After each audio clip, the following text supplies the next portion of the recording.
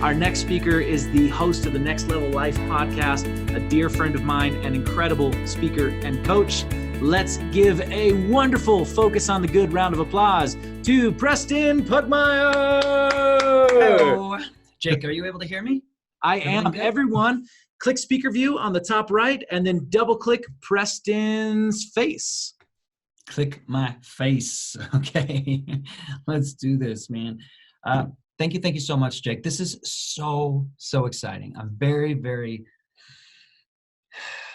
I'm into this. Like, I'm so into this because there's so much going on as far as coaching and training and everything like that.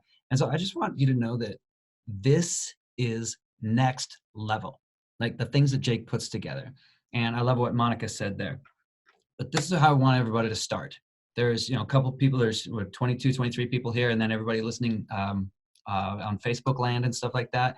Everybody, right now, go ahead and just take a big breath in.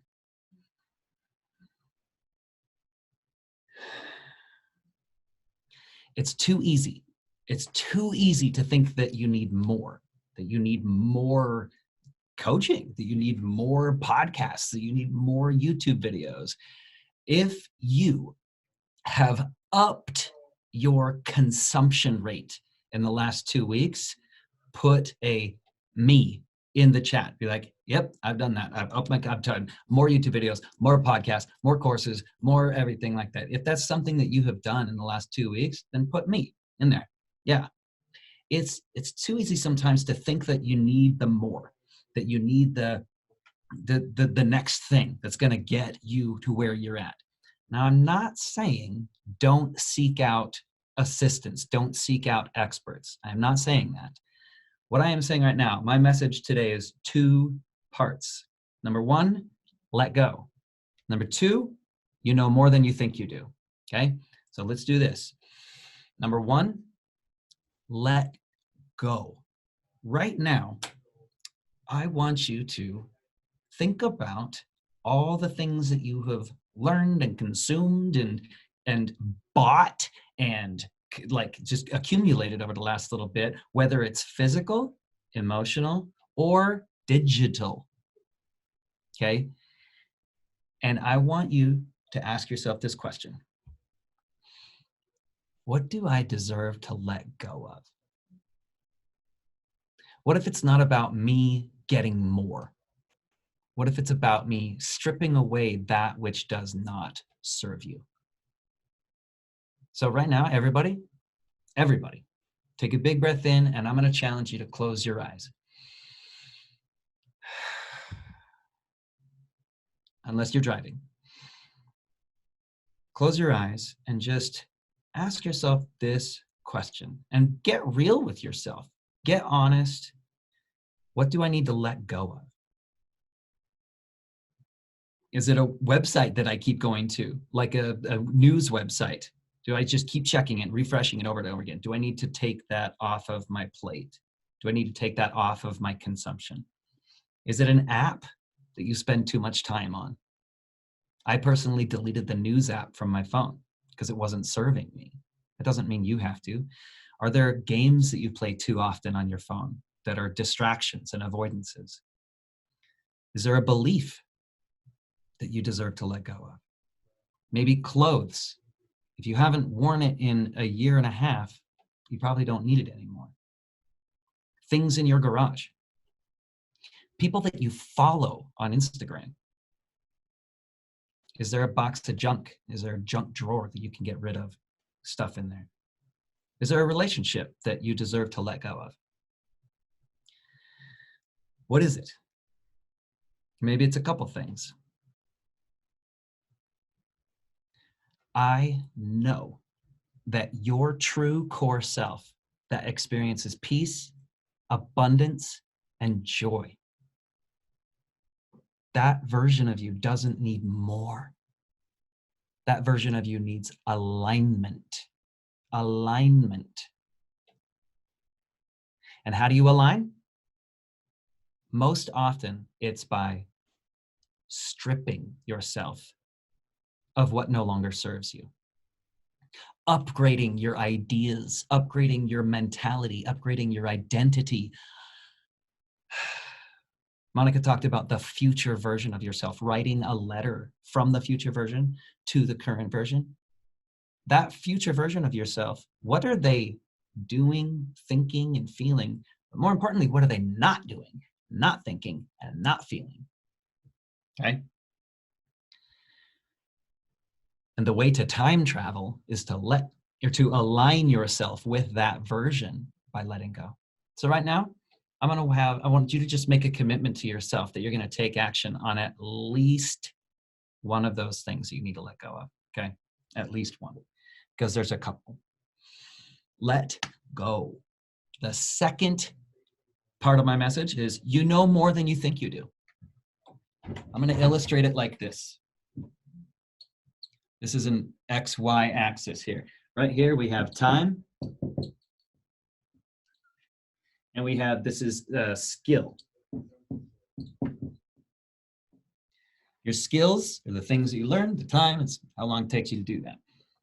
The first time that you learn something, when it's an introductory concept, this is a box of skill and a box of knowledge. I'm going to put down an N for new. You guys can put this in your notes. N for new. It's something that I've learned. It's new and it's exciting. And it's like, oh my gosh, maybe I struggle with it a little bit. And it's like, new.